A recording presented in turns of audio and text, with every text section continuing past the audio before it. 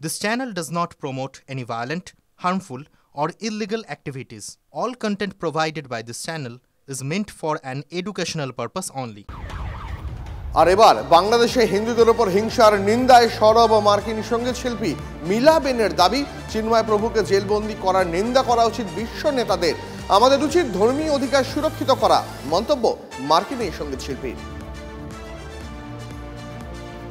এই মুহূর্তে আপনাদের জানিয়ে রাখি, গোটা বাংলাদেশেই কিন্তু যে পরিস্থিতি হয়ে রয়েছে তা সংখ্যালঘু হিন্দুদের জন্য অত্যন্ত উদ্বেগজনক। এই মুহূর্তে আমরা যে খবর পাচ্ছি, বাংলাদেশের প্রায় প্রতিটি প্রান্ত থেকে খবর আসছে, সেখানে বেছে বেছে মৌলবাদীদের হামলার টার্গেট হচ্ছে হিন্দুরা। হিন্দুদের বাড়িতে ঢুকে চলছে অবাধে লুটপাট, অত্যাচার, আগুন ধরিয়ে দেওয়া হচ্ছে বসত বাড়িতে, নষ্ট করে দেওয়া হচ্ছে সম্পত্তি, দোকান।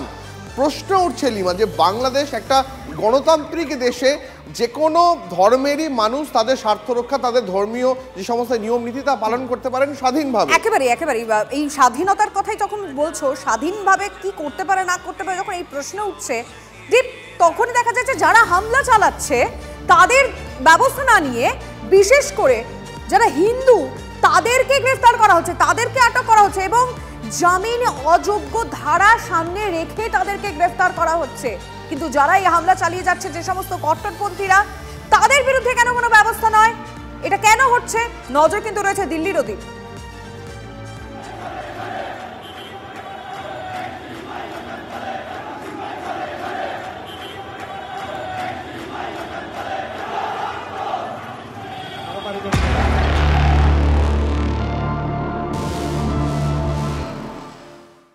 আর এই মুহূর্তে যে খবর আমাদের নজর রাখতেই হচ্ছে, বাংলাদেশের পরিস্থিতি অত্যন্ত অশান্ত, উদ্বেগজনক। এবার বিধানসভায় বাংলাদেশের পরিস্থিতি নিয়ে মুখ খুললেন খোদ মুখ্যমন্ত্রী মমতা বন্দ্যোপাধ্যায়।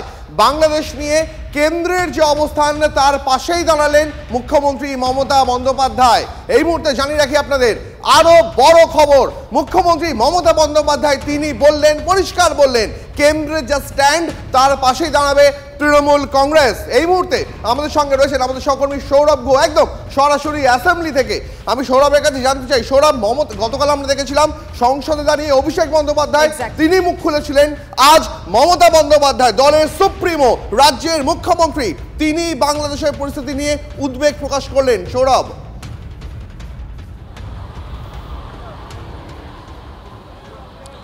বাংলাদেশের পরিস্থিতি নিয়ে উদ্বেগ প্রকাশ করেছেন মুখ্যমন্ত্রী মমতা বন্দ্যোপাধ্যায়। নিঃসন্দেহে খুবই তাৎপর্যপূর্ণ, তার কারণ বাংলাদেশের পরিস্থিতি শুধুমাত্র বাংলাদেশের ভৌগোলিক সীমারেখায় আটকে নেই, সামগ্রিকভাবে রাজনীতিগতভাবে পশ্চিমবঙ্গেও কিন্তু এই বিষয়টি বাংলার রাজনীতিতেও কিন্তু প্রভাব বিস্তার করছে। পাশাপাশি কেন্দ্রের পাশে মানে কেন্দ্রীয় যে পররাষ্ট্র দপ্তর, তার যে গাইডলাইন, সেই গাইডলাইন বিদেশে কোনো অন্য রাষ্ট্রের ক্ষেত্রে মেনে চলবে তৃণমূল কংগ্রেস, এটাই তৃণমূল কংগ্রেসের ঘোষিত নীতি। সেই জায়গা থেকে ভারত রাষ্ট্রীয় কাঠামো থেকে প্রতিবেশী রাষ্ট্র বাংলাদেশের ব্যাপারে যে পররাষ্ট্র নীতি নিয়েছেন, সেই পররাষ্ট্র নীতিতেই আস্থা রাখছে তৃণমূল কংগ্রেস, এটাই তাদের ঘোষিত অবস্থান, কারণ তারা অঙ্গরাজ্যের একটি শাসন ক্ষমতায় থাকা দল। কিন্তু পাশাপাশি এই পররাষ্ট্র নীতিকে সমর্থন বা এই পররাষ্ট্র নীতিকে মেনে চলার পাশাপাশি বাংলাদেশের হিন্দুদের ওপর অত্যাচার নিয়ে কিন্তু সরব হয়েছেন মুখ্যমন্ত্রী মমতা বন্দ্যোপাধ্যায়, যা নিঃসন্দেহে গুরুত্বপূর্ণ। অনেক ধন্যবাদ তোমাকে সৌরভ। নজর রাখো, তোমার সঙ্গে পরবর্তীতে আবার এই নিয়ে কথা হবে। তবে মুখ্যমন্ত্রী মমতা বন্দ্যোপাধ্যায় তিনি পরিষ্কার জানিয়েছেন, ইসকন প্রধানের সঙ্গে তার অন্তত দুবার টেলিফোনে কথা হয়েছে, তিনিও পরিস্থিতির উপর তার মতন করে নজর রাখছেন। দেখো দীপ, একটা বিষয় ভীষণ পরিষ্কার, এটা এমন একটা সময় যেখানে প্রতিটা রাজনৈতিক দল কিন্তু নিজেদের মতামত জানাচ্ছেন। দেখো আইএসএফ কি ভাবছে, বাংলাদেশের এই পরিস্থিতির তীব্র নিন্দা কিন্তু করেছে নওশাদ সিদ্দিকী। আর অন্যদিকে বাংলাদেশের পরিস্থিতি নিয়ে গভীর উদ্বেগ প্রকাশ করলো ইসকন। ওপার বাংলায় সংখ্যালঘু সাধুদের নিরাপত্তা নিয়ে গভীর উদ্বেগ প্রকাশ করলো ইসকন। আশ্রমের ভেতরে বহু সন্ন্যাসী ভয়ে লুকিয়ে রয়েছেন, তাদের লুকিয়ে থাকার ছবি ভিডিও নিয়মিত পাচ্ছে ইসকন, জানালেন কলকাতা ইসকনের সহসভাপতি রাধারমন দাস। শিবচরে হিংসায় অন্তত ২৫০ জন জখম হয়েছেন। শিবচরে অনেক বাড়িতেই আগুন ধরিয়ে দেওয়া হয়েছে। ইসকন সাধারণ মানুষের জন্য কাজ করে। বাংলাদেশে তাদের সন্ন্যাসীর ওপর যে অত্যাচার চলছে তার নিন্দায় ইসকন। অ্যাটর্নি জেনারেল আছেন, উনি কিছু স্টেটমেন্ট দিয়েছেন কি ইসকন একটা মৌলবাদী সংস্থা ঘোষিত করা হোক। একজন এইজি এরকম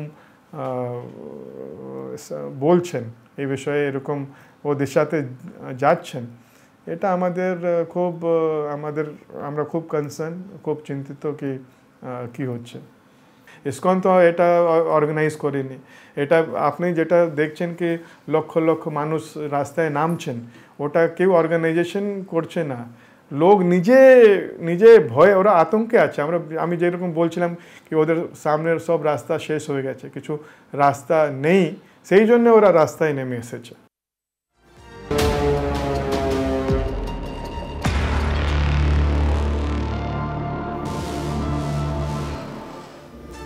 রোগ সারাতে ভারতই ভরসা, অথচ উত্তপ্ত বাংলাদেশ থেকে এদেশে আসাটা এখন বড় দায়। তাই রোগ নিরাময়ে কলকাতার হাসপাতালগুলির ওপর নির্ভরশীল পড়শি দেশে নাগরিকরা, অথচ বাংলাদেশে এখন উত্তাল পরিস্থিতি। ভিসার সমস্যায় মাথায় হাত পড়েছে বাংলাদেশের নাগরিকদের। ওপার বাংলার রোগীদের সমস্যার কথা বাইপাসের হোটেল মালিকদের মুখে। পরিস্থিতি শুধরে সুদিনের অপেক্ষায় ওপার বাংলার রোগীরা। তো আসলে আমরা কখনোই আশা করি না, যেহেতু আমরা আমাদের ইন্ডিয়া হলো সব থেকে একটা বন্ধু রাষ্ট্র এবং বরাবরই সেটাই হয়ে আসছিল, কিন্তু হঠাৎ করে কিছু বিশৃঙ্খলার কারণে এটা একটা তৃতীয় গ্রুপ আশা করি আমরা যার মনে করতেছি আর কি, তৃতীয় গ্রুপ এটা সুযোগ নেওয়ার সুযোগ নিচ্ছে আর কি। এটা সবাই আর কি ক্ষতি, আমাদের তো বিশেষ করে অনেক ক্ষতি।